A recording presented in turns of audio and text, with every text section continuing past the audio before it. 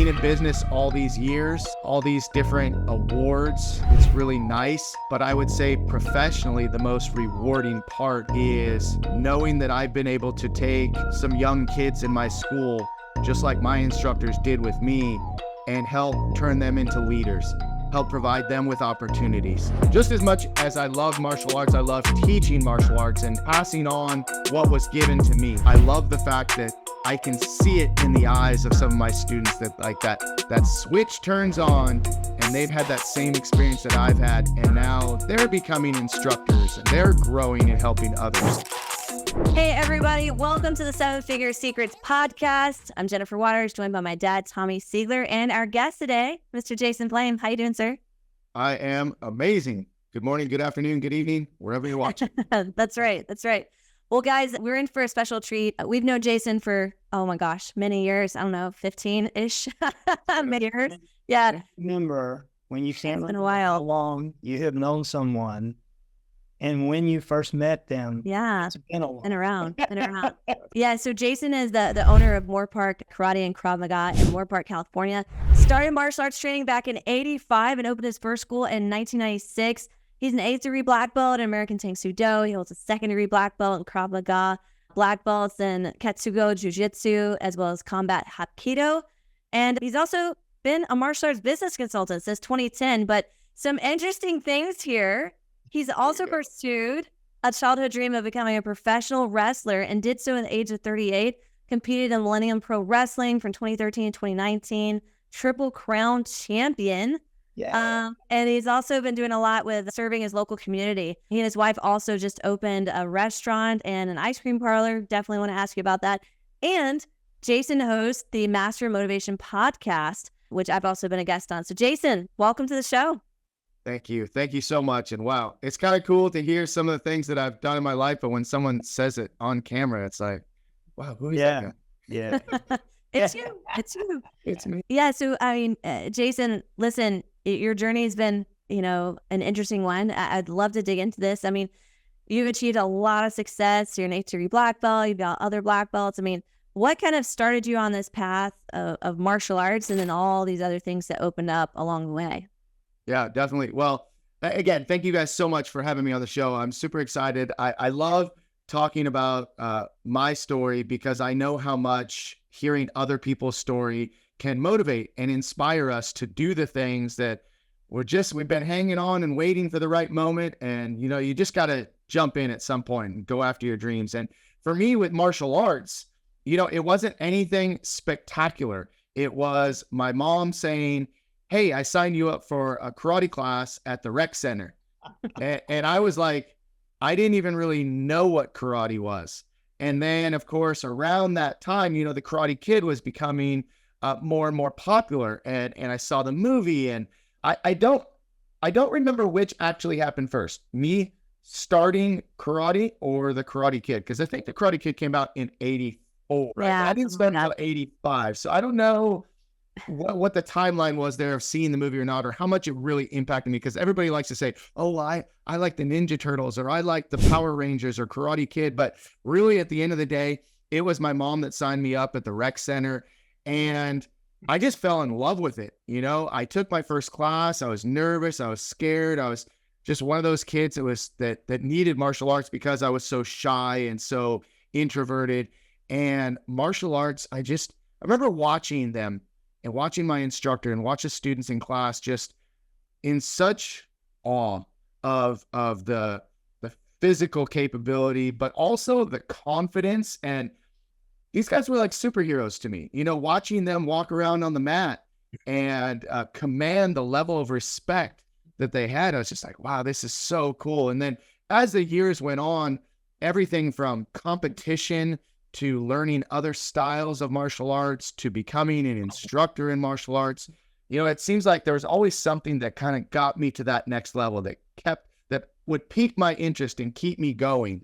And now to this day, having run my martial arts school for all these years, I love the fact that I can see it in the eyes of some of my students that switch turns on, and they've had that same experience that I've had, and now they're becoming instructors and they're growing and helping others. So it's an amazing ride for sure. And I know that both of you, with so many years of martial arts experience in your background, can understand the feelings that we go through.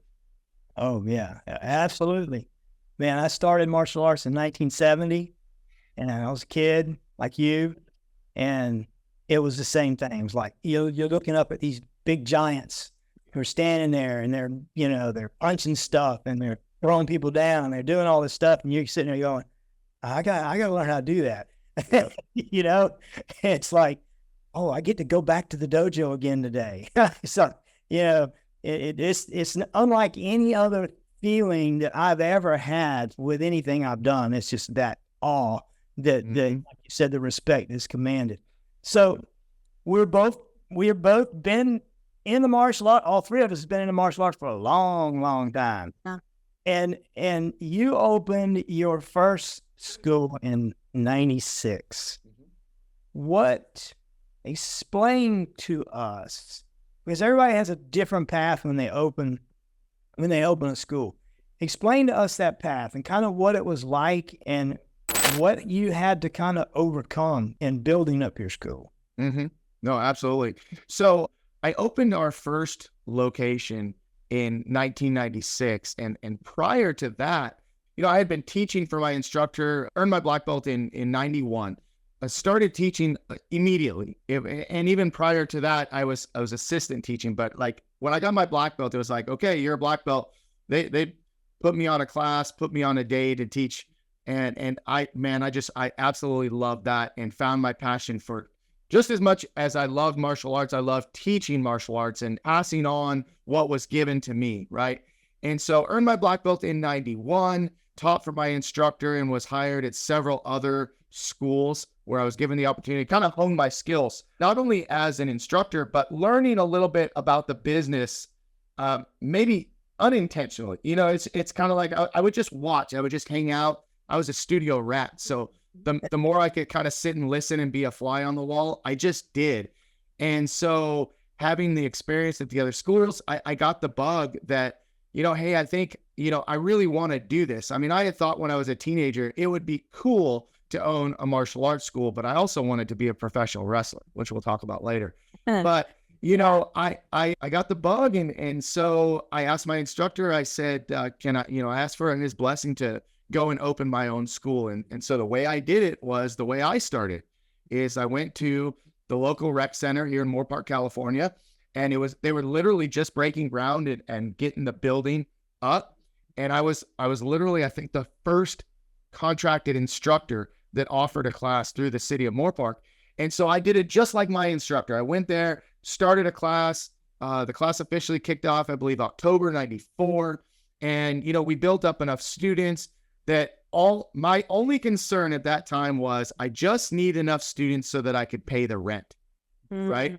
And that's all I thought is if I could get enough students to pay the rent, I could open my school, because I had zero in the bank. I had no credit. I was 19 years old. I really didn't, I knew nothing about business. I didn't go to college for more than, a 2-year associate's degree. And so my challenge is opening the school. I had no experience in business other than teaching for my martial arts instructors. I had no financial understanding of what this undertaking was at all. Zero. And the only thing that I had was the passion.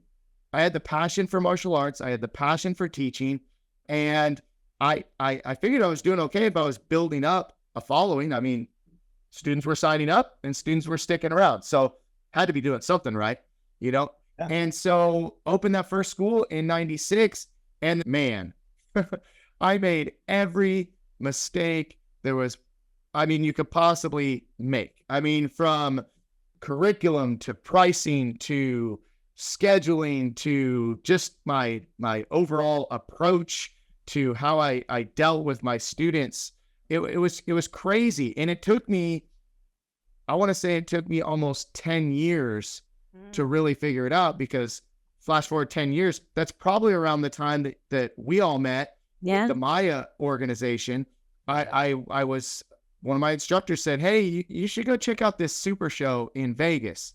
And so I did, and, got connected that way. But for 10 years, I was pretty much flying by the seat of my pants, teaching martial arts because I loved it, Yeah. having relatively, a relatively high level of success in my mind for where I was. My wife and I were married in 99.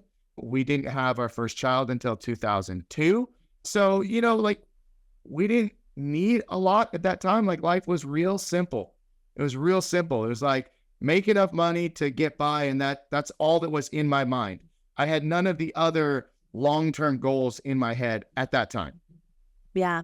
Yeah. I mean, I think just kind of digging into that maybe a little bit, what for you was the realization that maybe you needed help? Like, what was it because you were struggling? I mean, you mentioned you had enough to get by, but I mean, what was the catalyst for you? Yeah. Well, I mean, really the major turning point was my daughter was born in 2002. My son was born in 2005, right?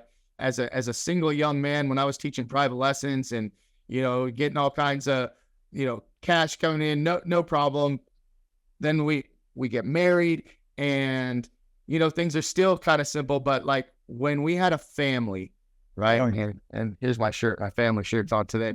But, when we had a family, it was what I'm doing now is not going to be able to sustain us for the life that we want to create, right? We were still in the process, again, we were married in 99. We were young kids, we were 20, 24, 25. And we just didn't have these hard set goals of what we wanted to do. And so I figured, okay, we're here now, but here's where we want to go. And we're trying to get there, but we're not getting there. Mm-hmm. And so it was having someone, a coach that could kind of point out like, hey, this is what will get you to that next level. That's when I met Mike Metzger, and that transformed my business tremendously. Yeah. What, just to follow up on that really quick, like you've been in the industry for years. What do you think is a key factor for success for school owners just in general? Well, I think the number one thing, in anybody that knows the Maya program, systems is always something that, like, right away, if you don't have systems in your business in place, you're doing what I was doing for the first 10 years, flying by the seat of your pants. And so systems, that you can track and effectively scale in the direction that you're looking to move, right? And I think that's the number one thing. If you don't have good, strong systems in place, and look at any big corporation, any business, any organization, one person can't do everything. It's just not possible to get to a high level of success. And so again, systems is the answer. That's the number one answer. Cool. Yeah. Good. So let's change gears a little bit. I'm interested in your professional wrestling. So we used to watch. Yeah, all the time. All the time. She grew up watching wrestling. We loved it. I loved it. I loved the athletes. They were athletes. I knew it was who's going to win is going to win, but man, the brutality and the injuries and all of the things that happen that you never see in professional wrestling. As in martial arts, we stand up in front of people, we're doing all this stuff. They don't realize how bad we hurt sometimes because of all the pain and all the injuries we've had over the years. And they go, "Oh man, did you see? You see where he walks? He walks kind of weird. It's pretty cool though because he looks like he's really bad or something. That's because they had this, that, and the other happen in the past. And I walk that way and I look that way, and because I can't look any other way and walk any other way. So talk about the professional wrestling. How did it happen? And darn it, look, 38. It's not old. Right. 38 is kind of no spring chicken going in there. I'll say that. I'm not saying it's crazy. I had my last kickboxing match when I was 41. That's true. So I mean, and I fought for the Georgia title, and I didn't win. But anyway, 38, starting professional wrestling. What was that like? Come on, tell us. Yeah. I find it's just so awesome that I have done probably, more in my martial arts career with, owning a school and being a consultant and, being a high level competitor for years. Whenever I jump on interviews, like everybody gets so excited about professional wrestling. And it just, listen, it goes to tell you like how much it's kind of interwoven into our, just our pastimes. People love baseball, people love basketball, football, whatever, right? But like pro wrestling, there's something about it that is such a spectacle to be seen, right? And so, and I love talking about pro wrestling. I grew up a pro wrestling fan. Growing up in the 80s, I mean, we had the best era, in my opinion, the best era of wrestling. It was almost a little bit cartoonish, but these guys, talk about the way I looked at the martial arts instructors that I had being these kind of larger than life superheroes. Well, pro wrestlers to me were way better than Batman or Superman or, anything like that. Like Hulk Hogan, Macho Man Randy Savage, the Ultimate Warrior. When I was growing up, those guys were like, that was it. So, again, when I was a kid, my brothers and I, we loved watching it, right? And so I remember going to some house shows, and at one point I met John Cena, before he was John Cena. He was the prototype. And he was actually promoting this pro wrestling school. And this was kind of like the first inkling that I had, like, there's actually a school where they go to train, because I didn't know, that's not how it always was, by the way. But, so this bug kind of gets planted in my ear about a pro wrestling school, having gone to a show. And I had always thought that I wanted to own a martial arts school, but I wanted to be a pro wrestler. And my backup plan, by the way, was if neither of those work out, maybe I'll be a PE teacher or something like that. Or maybe I can do a little bit of all of that stuff. Anyway, so one day I decided that I was going to inquire about this wrestling school. I sent a letter off to the person that was managing the school. I got a letter back, got a phone call. Long story short, I ended up making the trip out to go check out this pro wrestling school, Ultimate Pro Wrestling. And I walk in, and I look in the ring, and I see just these massive guys, right? And I'm watching them work, and I'm going, holy, like, and I started getting cold feet. Like, I was there with every intention that, like, this is it. I'm going to start my pro wrestling career. I'm going to learn it, and I'm just going to go with it. Well, I go with a couple friends and walk in, meet the trainer, who, by the way, the trainers at the time were Shane and Shannon Ballard, the Ballard brothers. And I actually had one of the Ballard bros on my podcast, which is really cool to tell the story that I met him way back then. Of course, he's not going to remember me, but he says, "Hey, are you here to train?" And I said, I just kind of hesitated for a second. I said, "No, I'm just here, check it out, just here to watch." Right. And I watched for, I don't know, maybe 15, 20 minutes and decided, nope, not going to do this. Just totally chickened out. Right. And so that was the end of that. Like, I got all excited, went down there and just bailed. Well, life happens, right? The school was busy. I was competing. We were doing other things. We were growing our family. And here I am, 38 years old. And I get a gentleman call me that wants to meet with me to talk with me about how I can promote my martial arts school. And I'm like, okay, cool. And he's like, we got this event, let me come down and meet you. Okay. So he comes and meets me, and Barry Cohen walks in my school. He was the promoter of Millennium Pro Wrestling at the time. And he says, so we got this show at the Boys and Girls Club on Saturday at 6:00. How would you like to bring your students down and do a demonstration in the ring?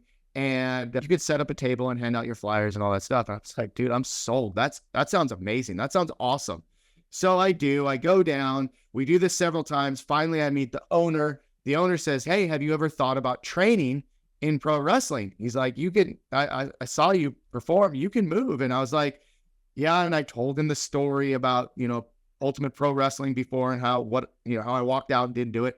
He said, well, here's the address and here's the times of the class. Our trainer is Seth Skyfire, who wrestled in OVW, which was like the developmental territory for the WWE at the time.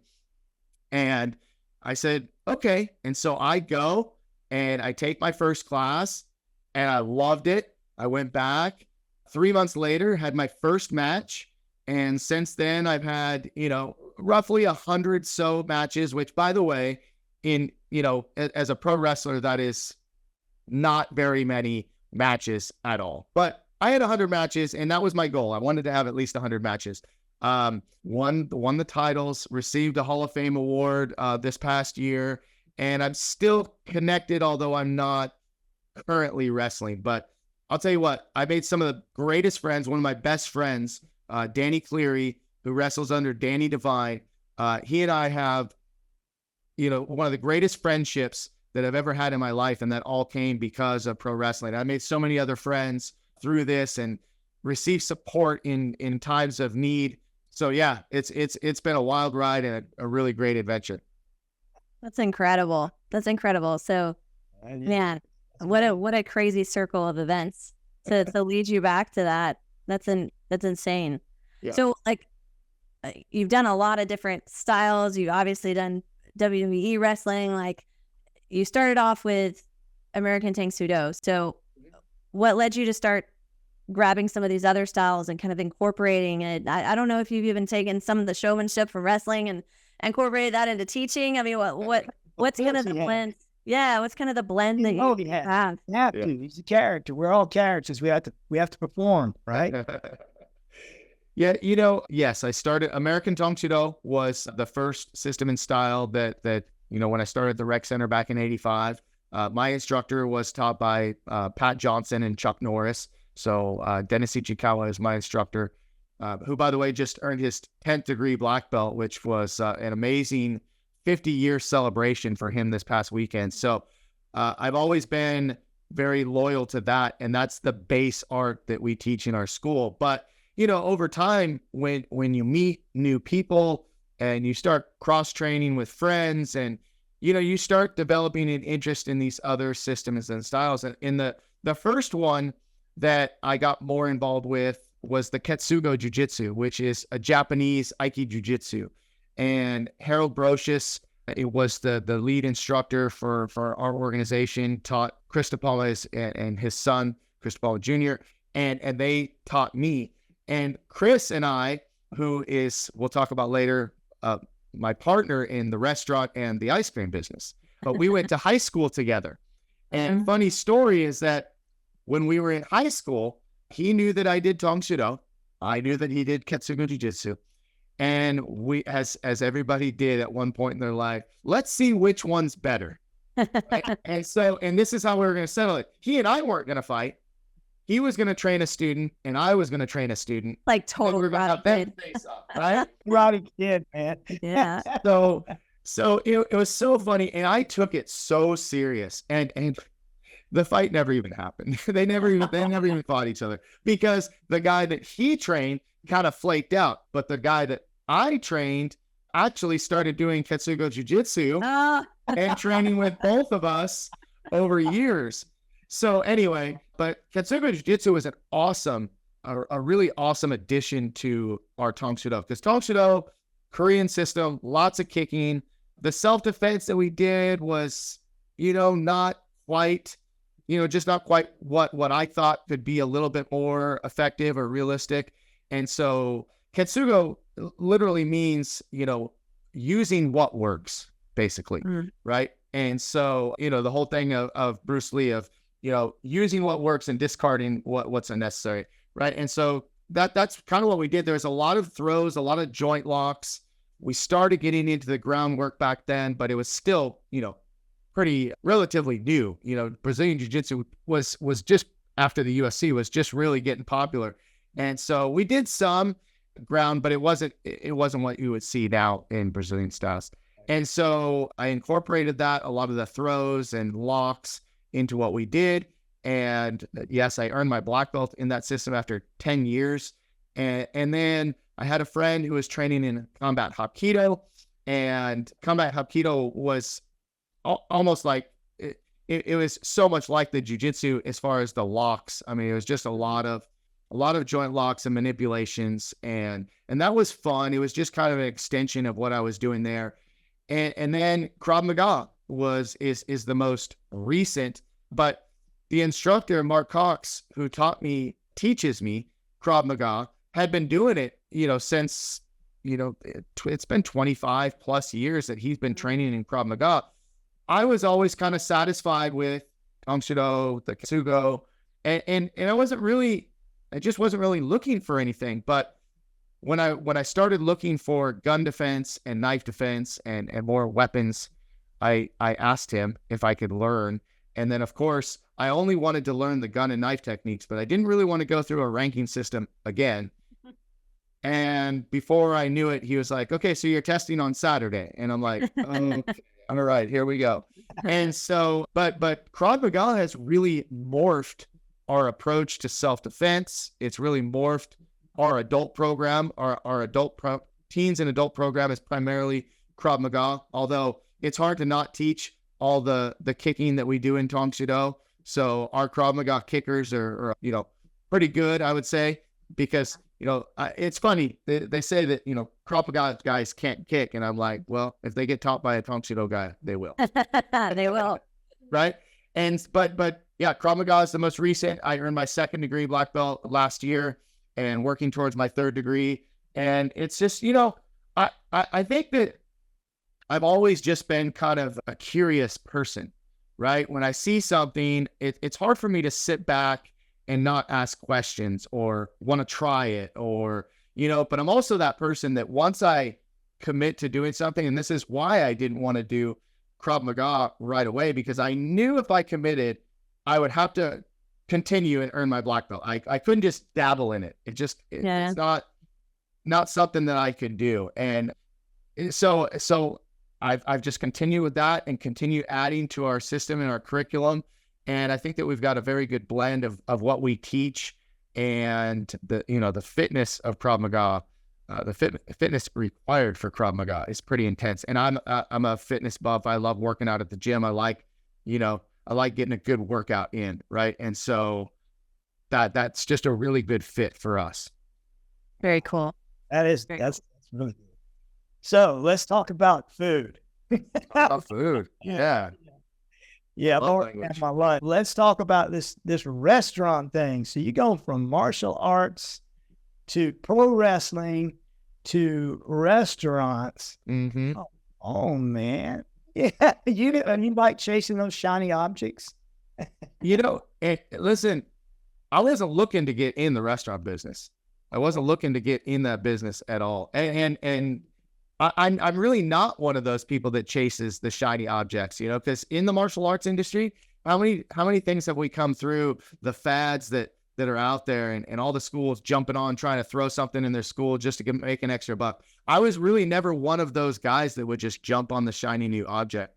But, with the restaurant, so Chris DePalma, our partner, we grew up in Newbury Park, California. The original Country Harvest was in Newbury Park, and it was either getting ready to close or it had closed.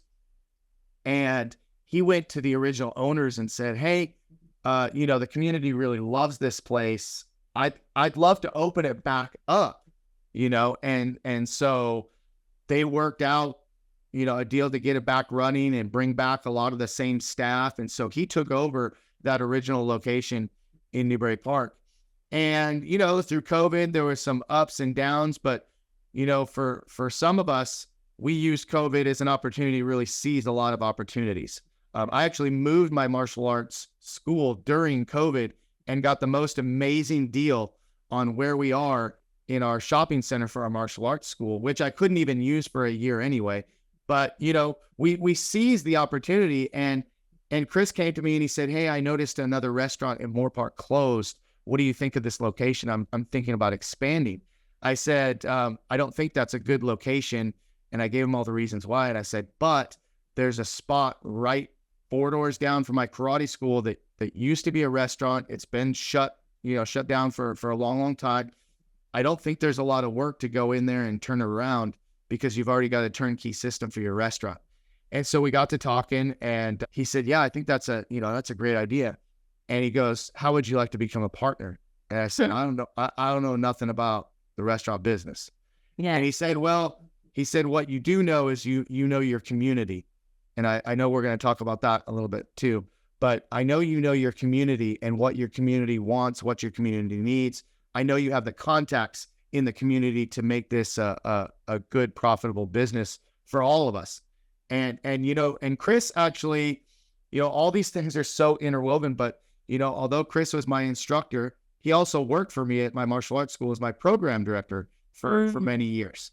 So we've already had this working relationship and knowing how we work together and knowing that, he's got some value in certain areas. I've got some value in certain areas. And then my wife brings a lot of things to the table as well. And so he asked, how would you like to come in as a partner? I said, okay, let's do it, And so we're going on 3 years now.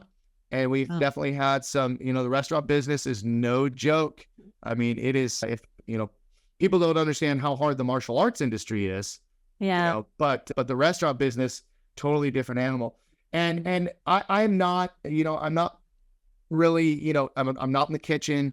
I'm not out there serving food. I'm not wiping down tables, but I am in there, shaking hands and greeting people and saying hi and driving business to the restaurant. Again, that was really the main draw of having us involved, was just my marketing background and being able to promote the restaurant. But what I love about it is that we were able to kind of pool the efforts between the martial arts school and the restaurant. And then eventually, it's been 2 years now, we opened the Coach's Old Fashioned Ice Cream Parlor. And again, Chris had already opened a Coach's out in Newbury Park. It was like side by side with the restaurant. And he was like, well, what do you think? And I said, absolutely, 100%, I'm in.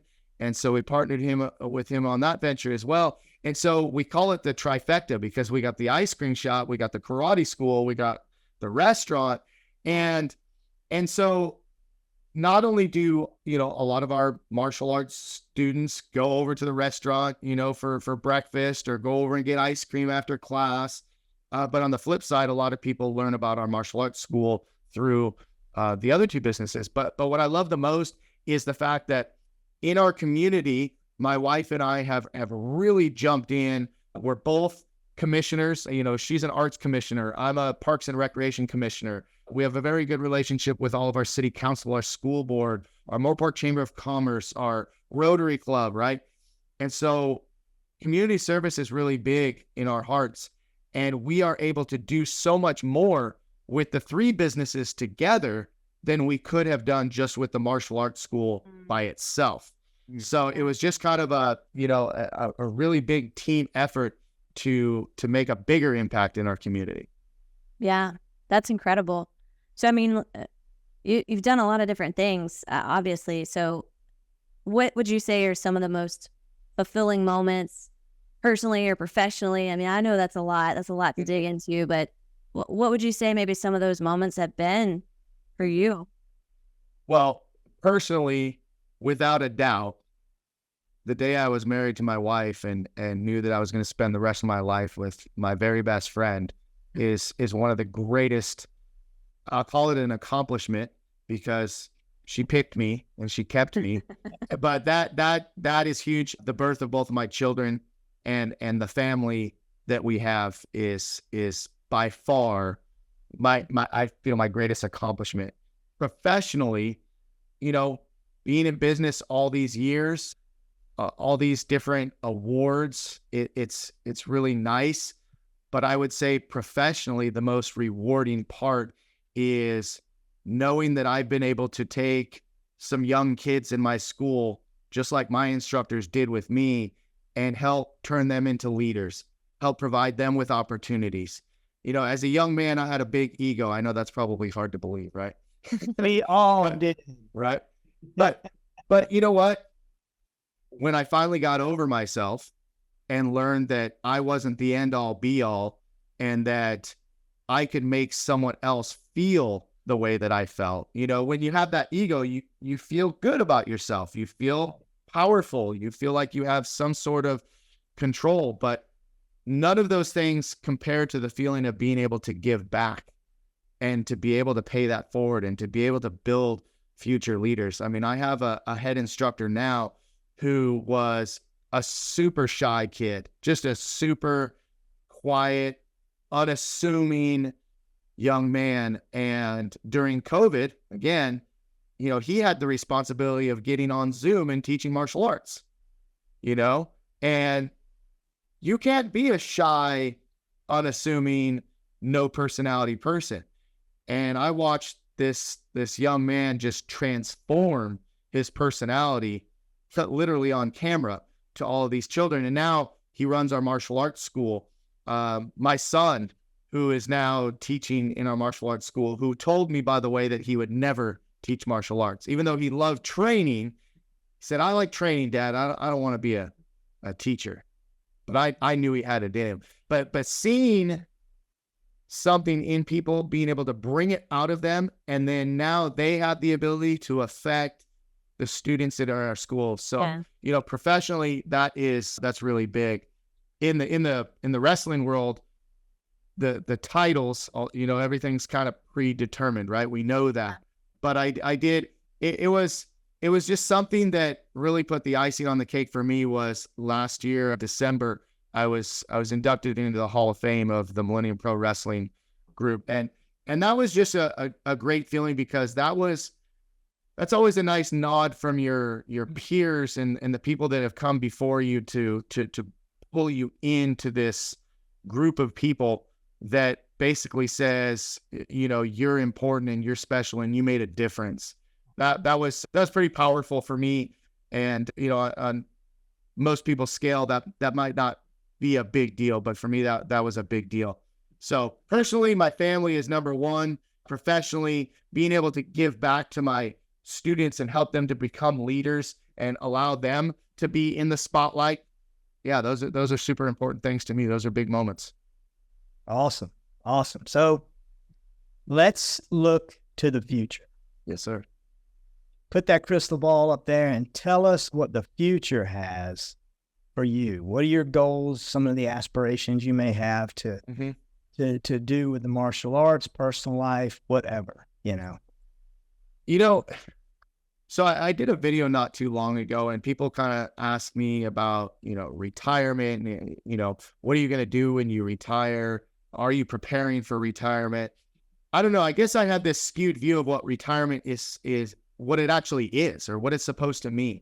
I feel like I'm semi-retired now. I don't have to teach in my martial arts school at all, ever. I don't have to be there.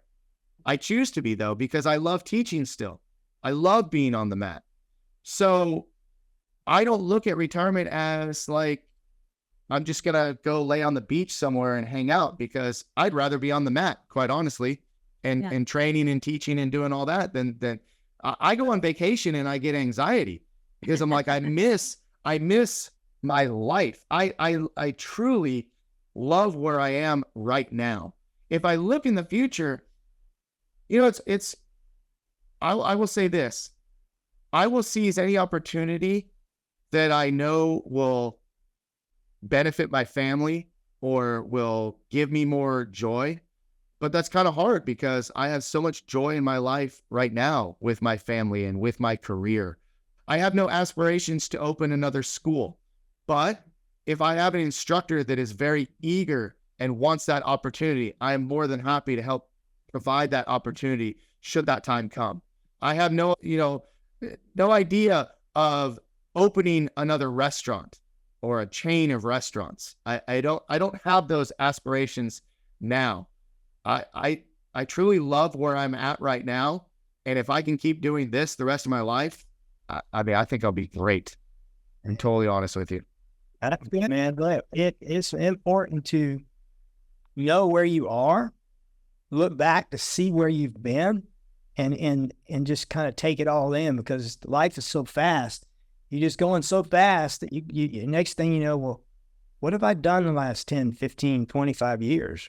You might have done stuff, but you don't get to enjoy it along the way. And it sounds like you've been able to capture that, to enjoy it. I know we have. I mean, we sit around and we talk about things that happened last week, last decade, when we first got cranked up and going, and all these things. That's that's the history that you go through to get to where you are, and it's important to be able to look back, see what's happened.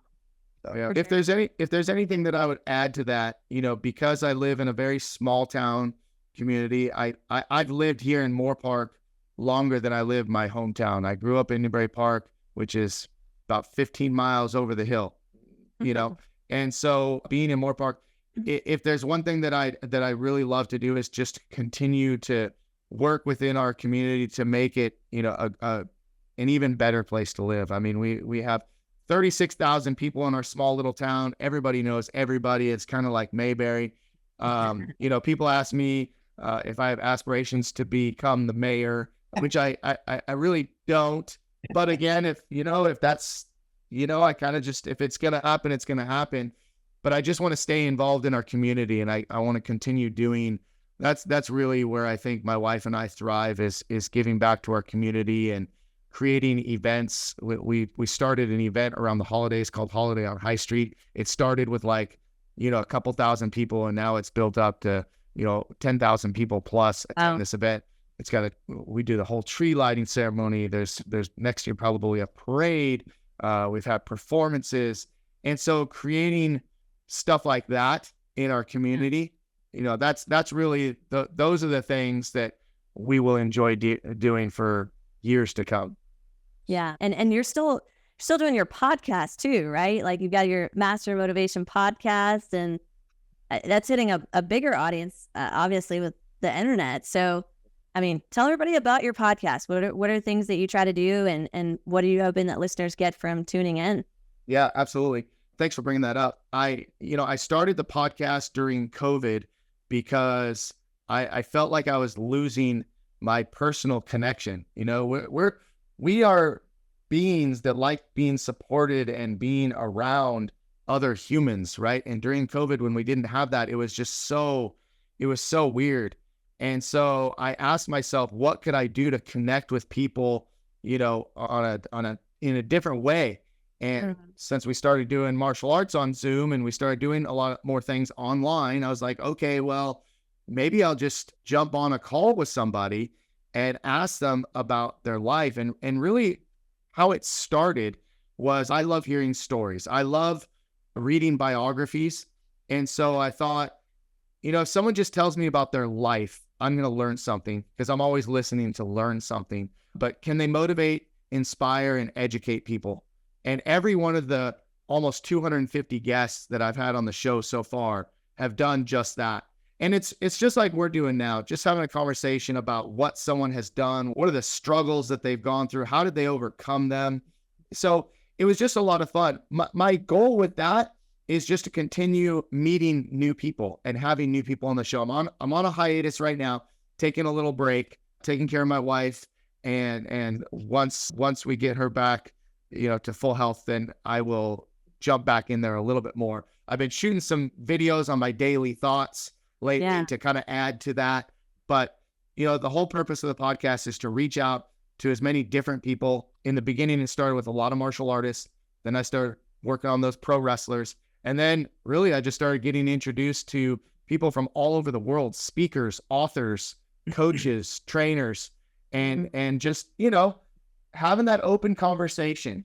And it's been a great way to connect and a great way to reach, different groups of people, right? A different audience.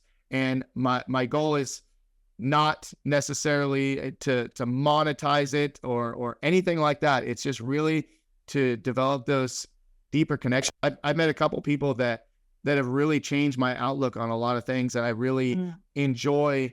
Rich Grogan is one of them, who has an amazing podcast and has got some amazing energy going on right now. I love following him. Josh Smith is another one. I like hearing about where he's come from and where he's going.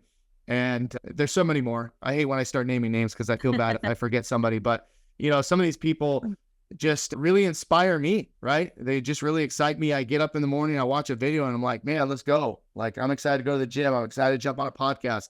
Excited to go do whatever I got to do that day. So had a lot of fun with it for sure.